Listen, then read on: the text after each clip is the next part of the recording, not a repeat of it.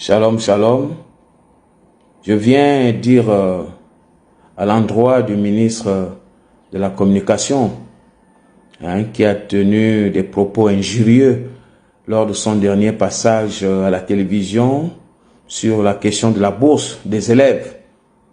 Injurieux pourquoi? Parce que non seulement il vient s'exprimer avec arrogance, c'est pas le fait de parler avec arrogance ou bavarder comme une machine à coudre qui signifie qu'on maîtrise, on présente quelque chose de bien.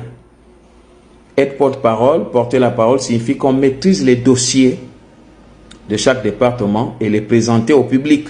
Or, toi, tu ne maîtrises aucun dossier. Tu viens parler, rien. Tu t'exprimes même sans laisser la parole aux journalistes qui sont censés animer le débat. Tu tiens un monologue avec arrogance. Et de toutes les âneries que tu as eu à sortir, ce qui a retenu mon attention, c'est lorsque tu dis que tout le monde doit faire des efforts. Est-ce que tu es bien placé pour parler des efforts?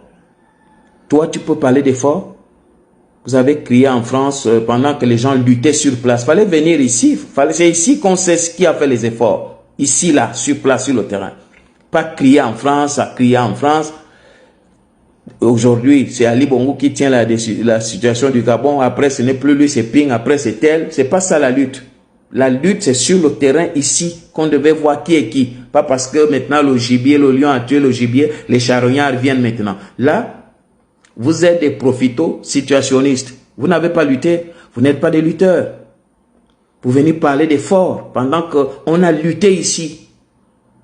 On a lutté ici. Maintenant, si tu veux parler d'efforts, le président Oligui s'est délaissé de son salaire. Vous aussi, membres du gouvernement, on va voir, prends aussi une partie de ton salaire, tu donnes aux pauvres. Là, on saura que tu as fait des efforts.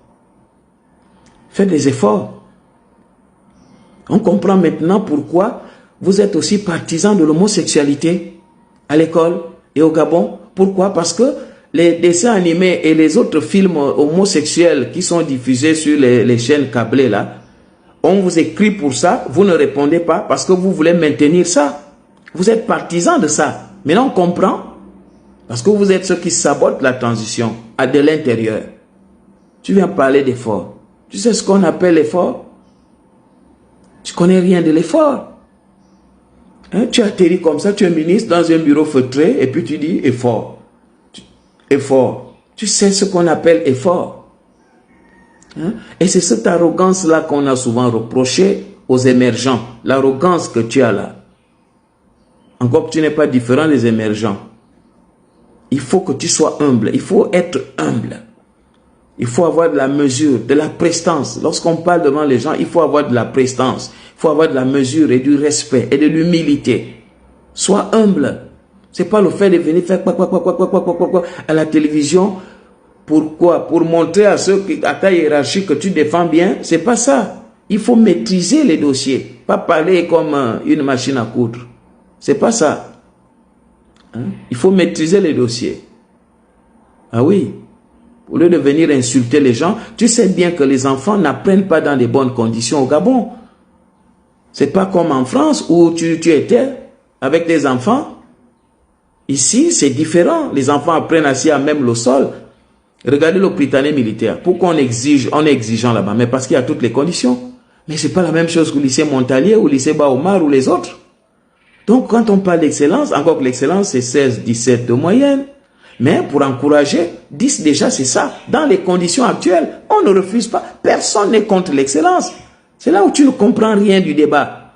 Personne n'est contre l'excellence. Tout le monde est pour l'excellence. Mais dans quelles conditions?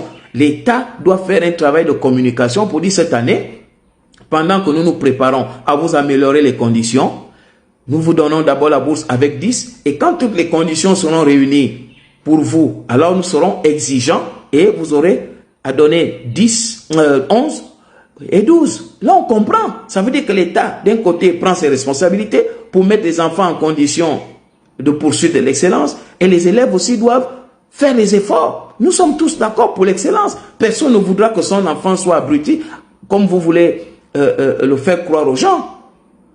Qui est contre? Qui voudrait que son enfant soit abruti? C'est vous qui cultivez l'abrutisme. C'est vous qui cultivez l'élévation du taux d'idiométrie en milieu scolaire. Parce que vous ne voulez rien faire en faveur des élèves. C'est vous. Donc soyez humble.